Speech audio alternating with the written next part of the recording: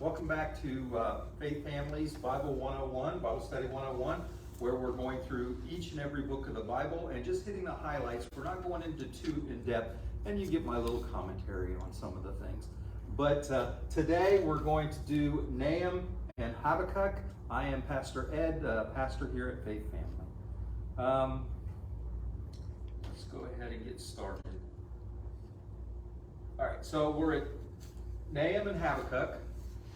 Okay, these are the prophetic books, and in our Old Testament, in our Bibles, the Protestant Bibles, because these will be different if you go and open up a Jewish Bible. Okay, so we got the law, the historical books, the poetic books, and then the prophets. And you got the major prophets first, and then the minor prophets.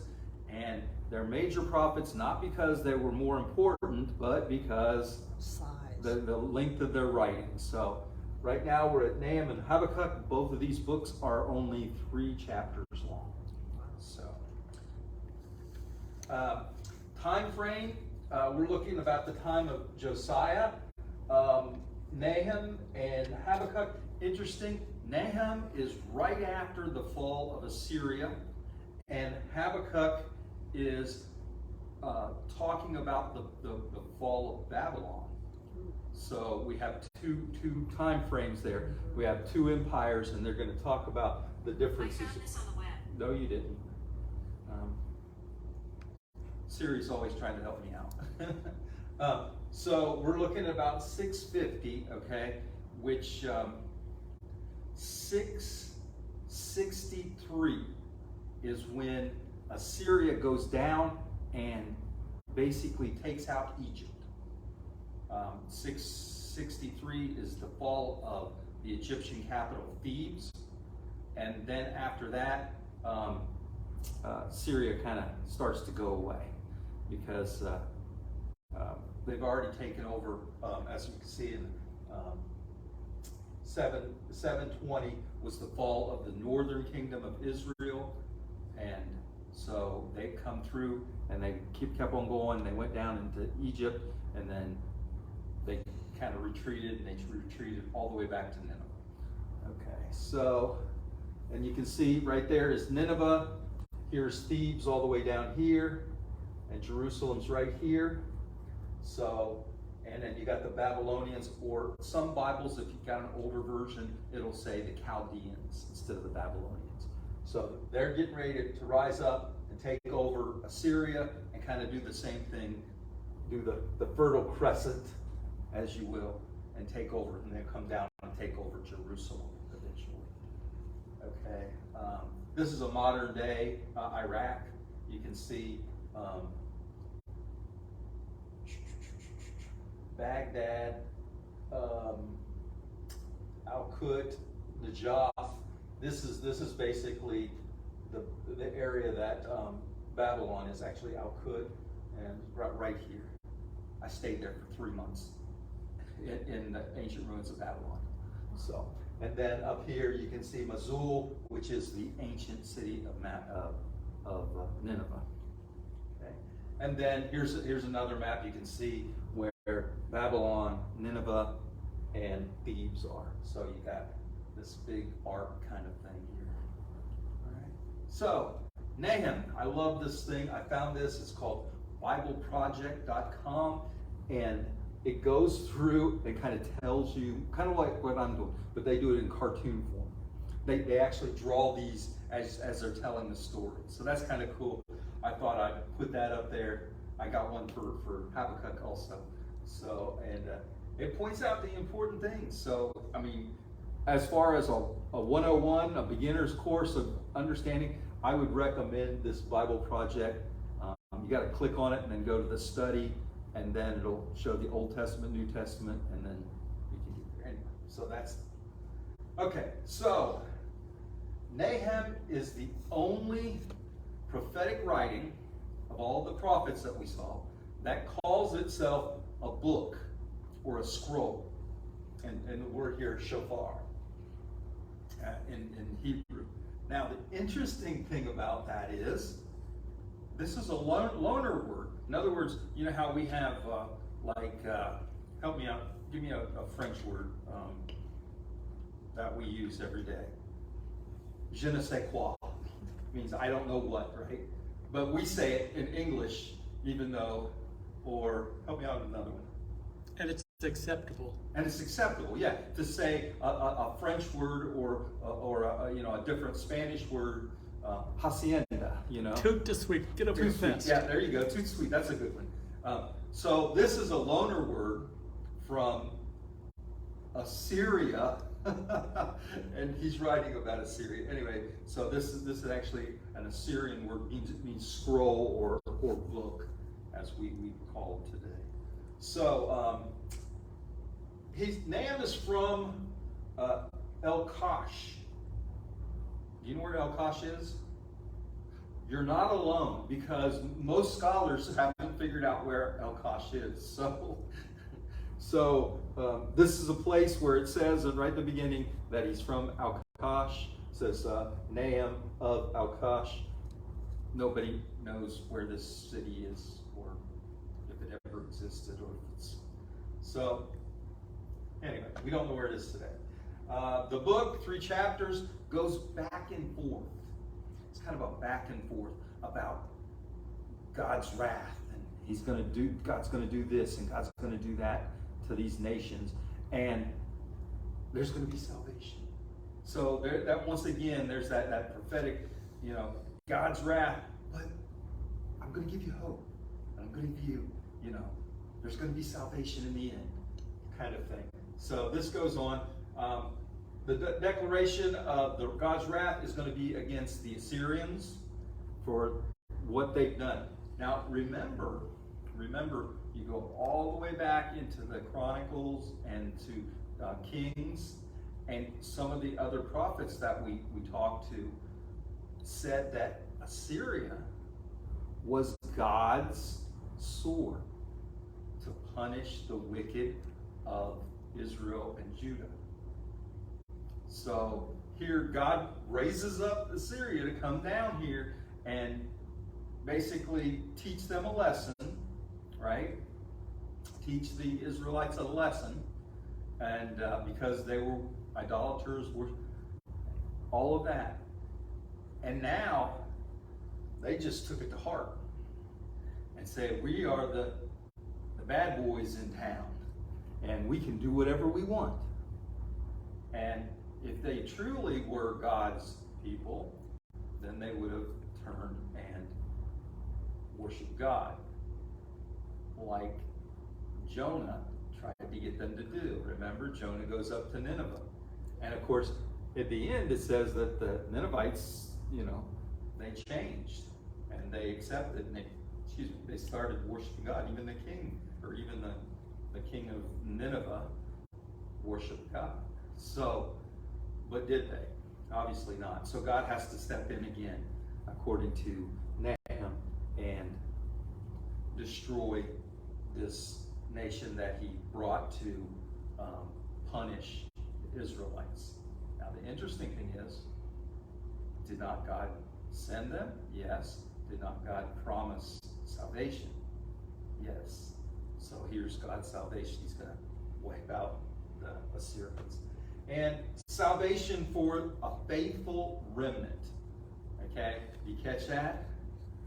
This is for all those denominations out there that think that they are the only ones that are going to heaven.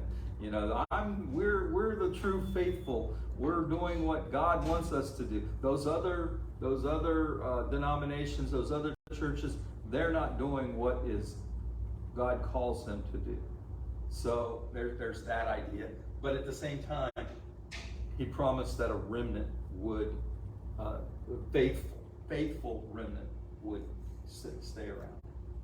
So, okay, so chapter 1 speaks of the good news to the remnant. And what's the good news? Assyria is going down. Okay, so for those faithful following God's will and forsaking all forms of idolatry, this is followed by the coming wrath of Nineveh. So there you got that. There, once again, you get rejoice because Assyria is going down, and this is what's going to happen to Assyria. And talks about how the city of Nineveh, in chapter 2 starts out, but talks about how it's going to fall, the walls are coming down, and talks about rising up Babylon, the Chaldeans, to come and do this. Chapter 2 speaks of the downfall, especially the capital city of Nineveh. Very graphic. Now this is in poetic form too, so it's kind of a poem, if you will, kind of like a song. And that's basically chapter 2. And then chapter 3 is kind of a taunt. Now this is a song. As a matter of fact, if you look in your Bibles, you see. Where's it at? Chapter 3. Oh, 3? In chapter 3. Here it is. Well, mine doesn't have it. Yours might not have it. Oh, we have 3. Am I getting it mixed up with Habakkuk? I might be getting it mixed up with Habakkuk. Hold on, let me take a look here. Yeah, I'm sorry. My bad. You'll see in chapter 3 of Habakkuk, it's a song. But anyway, it's kind of a taunt to the Assyrians, where he says, where's your might now? This kind of thing. And it even talks about, especially the king, it says that, and it's kind of like a lament, kind of like Lamentations, when the writer of Lamentations is talking about his beautiful city being destroyed, and the temple being destroyed, or not the temple, anyway, and how everybody's carried off, and they're kind of, it's a sad thing. Well, they kind of mockingly lament over Assyria, and how the king, instead of people crying that he's fallen, they're actually clapping and they're cheering. So, and let's see.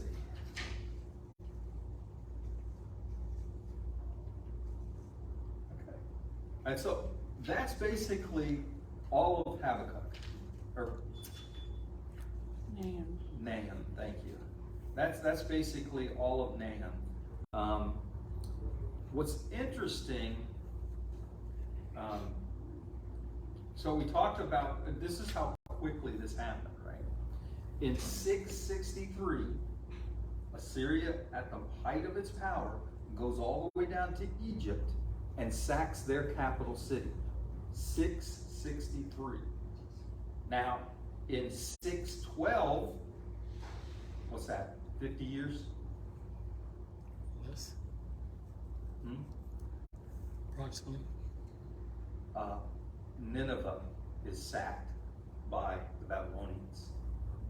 So within 50 years, and we kind of see that today, don't we? Well, last century, right? Mm-hmm. Yeah. In World War I, comes out, all the world is at war. A couple big powers come out of it, the United States and UK, and then turn around, not even 40 years later, actually 30 years later, we have World War II, and these powers rise up and do it again, right? And then Vietnam, or Korea, Vietnam, the Gulf War, the second Gulf War, and it's all because of this idea that power and taking into control your own destiny, if you will. Now here's my problem. Okay, what do we say? Assyria was raised up for what purpose? To punish. And then what? They got haughty. They thought they were the baddest boys around. And God had to put somebody else in there. Okay? In 1940s, who decided who was the baddest nation around? We won World War II, did we not? USA. And that was a war fought for what purpose? God's people. We saved God's people. And now we call ourselves a Christian nation. And we think we're the baddest boys around. And yet, look at our country. Look at our country. Are we truly following God? Or are we relying on our own strength and our own military? And we don't listen to what God has to say. Compassion, caring, forgiveness. Right? I'm trying to prophesy here. What's going to happen to the United States? We've got a big country over in Asia. We have another country that's been our enemy for a long time, Russia. Maybe God is going to set us straight. Anyway, gloom and doom, I'm sorry. But anyway, we can see this pattern continues and continues and continues, because once you become powerful, you think everything you do is right. And instead of worshiping God and worshiping love and compassion, you worship your own might. And that's what happened to Assyria. Assyria got knocked on their behinds. Okay? Okay, so enough of that. That was pretty good. That's halfway. Habakkuk. Habakkuk, again, this is the cartoon from Bible Project, BibleProject.com. And Habakkuk is very interesting. It's a prophetic book, yet it's more like Job, in that Habakkuk asks God, how long do I have to endure this ungodliness? How long do we have to endure this suffering? So, and that's the answers, right? So Habakkuk questions God directly. He doesn't come to the people and say, God says this. But he goes to God and says, God, why is this? And then God gives him an answer. And then he kind of says, but what? Why are you doing that? Okay? And then God gives him another answer. And that's basically the first two chapters of Habakkuk. Okay? So let's start getting here. This is a prophecy like no other. It's called, the technical word is called a theodicy. Theodicy, theo, means God. Theodicy. In other words, why does bad things happen to good people? And that's kind of what the question is. Why are we have to deal with this? And the first chapter is a back and forth between Habakkuk and God, and the prophet asks two questions in which God gives two replies. Okay, the first question, how long will we have to cry out to you before you do something? Okay?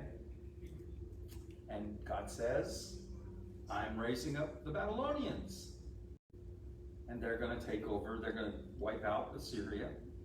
And the corruption in Judah as well. Right? Because what happens when someone or some group becomes powerful? And they come in. Now, if you want to be powerful, what are you going to do? You're going to side with them. And you're going to become powerful. I'm not going to name names, but we had a leader in the United States that was so corrupt, and we're seeing how corrupt they were, and yet people wanted to align themselves with this person. Now, what does that make them? Okay, so that's basically what's happened here. The Assyrians, who basically ruled all of the Israelites, all of the land of Judah and Israel, were so corrupt. But If you stood up to them and said, no, you're wrong, you were knocked out. If you didn't stand up to them but joined them, then guess what? You've got a taste of that power yourself, and now you become just as corrupt. And so that's kind of what Habakkuk is asking. And God is saying, I'm going to raise up the Babylonians to destroy not only the Assyrians, but the corruption in Judah or in Jerusalem as well. Okay?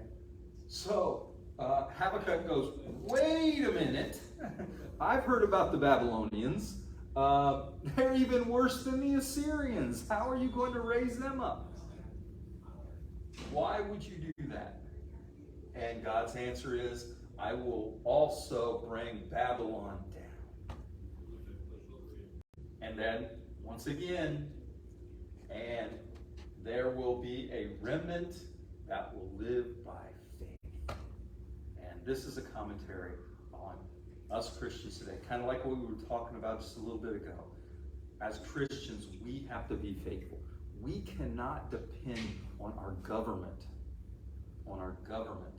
to take care of all the things that we should be taking care of. You see what I'm saying? We talked about, what about the mentally ill? Oh, well, why don't we have government take care of it? Because they don't look at these people that have illnesses or mental illnesses. They don't look them at people. When they look at them, they see dollar signs, and they see money that's got to be given away, and they see all this other stuff, but they don't see the people. And that's where, as Christians, we need to take care of these kind of people ourselves. And that's what happened in the first century Christianity. That's why we have, what do they call basilicas? Is it basilicas? Not basilicas. What am I thinking?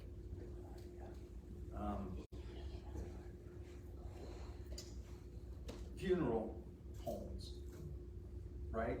That was the first churches. Why? Because Christians were taking care of the people that weren't being taken care of. So if you had a family member that would die or whatever, the Christians would come in and mourn with you and help you take care of their bodies and all that stuff.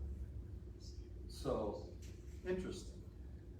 That's where we're talking about, that's where the Christians need to step up in our communities and in our society, and not rely on the government taking care of it. Because the government, they're not going to care. There's very few in government that will care. And I say that we need to take care of these people. We need to come together as a whole group of Christians and do these kind of things ourselves. We're trying. I mean, there's nursing homes for retired missionaries, pastors, but we need more. We need more people to come together, and we need more houses like this. We need more communities like this. I saw there's a community that had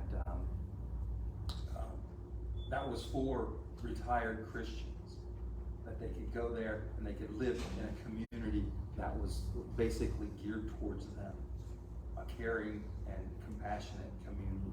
That's what we need. We don't need the government coming in and trying to say, well, you can only get this much money for that, or we'll build you this, and kind of like what Wesley was saying, and the next thing you know, they're eating beans and rice because they can't afford. So the remnant will live by faith. And I think that's important, especially in these coming years. I've already prophesied about the downfall of the U.S. Okay?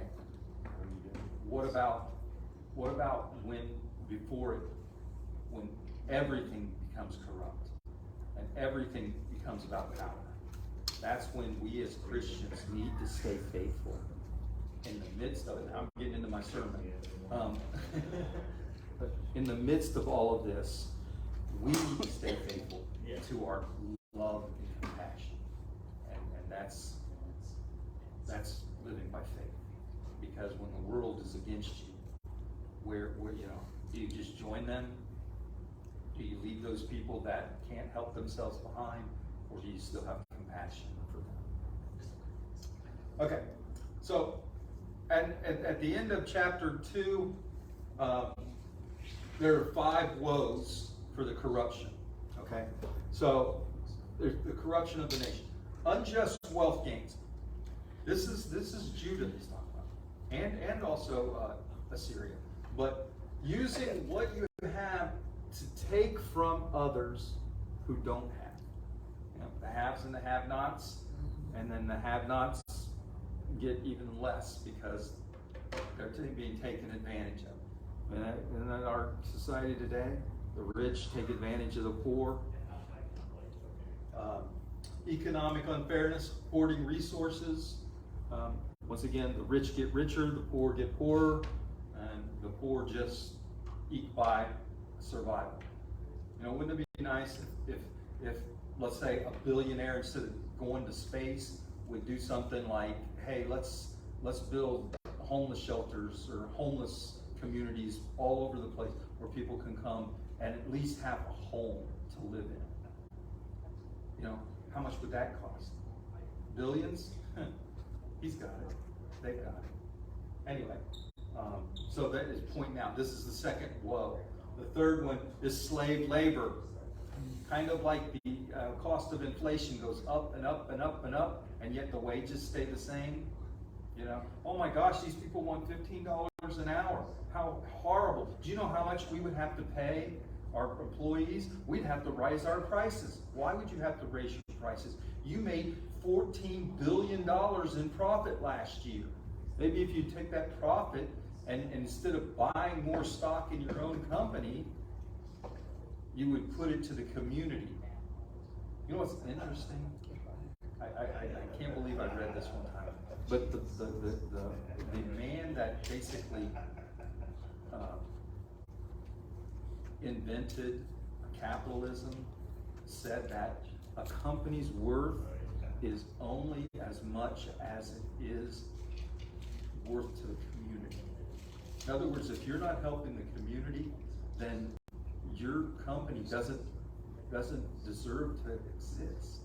And yet, look at the way it's done now. Okay? Slave labor, basically. UPS, you see this? UPS drivers, you know what they want? Are you ready for this? They are demanding this outrageous idea that they want air conditionings in their truck. This comes not long after one of the drivers actually collapsed from heat exhaustion. Okay, so corrupt leadership. Yeah, we need to say more about that. In Habakkuk, he talks about drinking and partying and this kind of thing. That's the leadership. And it's all done as a way to lure people in. And it says, see their nakedness. Get them drunk so they can see their nakedness. In other words, you get them drunk, you find out their secrets, and then you expose them, right? And then now you have power over them. And then finally, our go-to for all this is idolatry. Now, this is not just worship of idols, like, oh, I made this statue and I'm worshiping this statue, but rather it's also the worship of one's own power. Remember we talked about Assyria worshiped their own military might. They thought that was great, and the abilities that one can forge their own future. And that's interesting because even as Christians, we form these committees and we attack. We go after the government in a way to force them to do what we want them to do.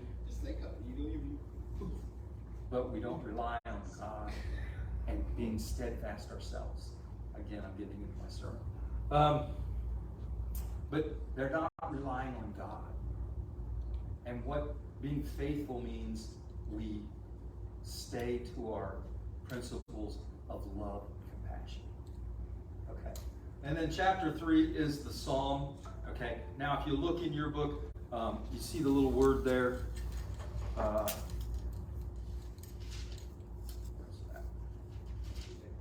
Should be, if you look in chapter 3, you see that Selah off to the sides, on the side. You guys have that? Yes. Yeah, that's like a music. That just tells you that it's a musical term. If you go back and you look in the Psalms, you'll see that all over the place. And basically, this is a prayer of Habakkuk. This is Habakkuk's prayer, but it's in the form of a song. And the very last words in Habakkuk is to the leader with stringed instrument. And that's what that Selah means. Oh, interesting. It's a prayer, but it's also a song sung to stringed instruments. All right, so that's Habakkuk. So Nahum rejoices on the fall of Assyria. Habakkuk says, wait a minute, if the Babylonians are going to come, they're even worse, so what are we going to do? And then in the end, it talks about, and did I get the righteous will live by faith. And some of the commentaries point to this and say that's where Paul got, we are justified by faith. But we as Christians, we as believers in God, we as those who believe that love and compassion is the way that God wants us to live. That is how we have to live. And by doing that, those around us will see our light. All right? Any questions? Those are two short ones and big in history, though. Very good. All right, thanks, guys.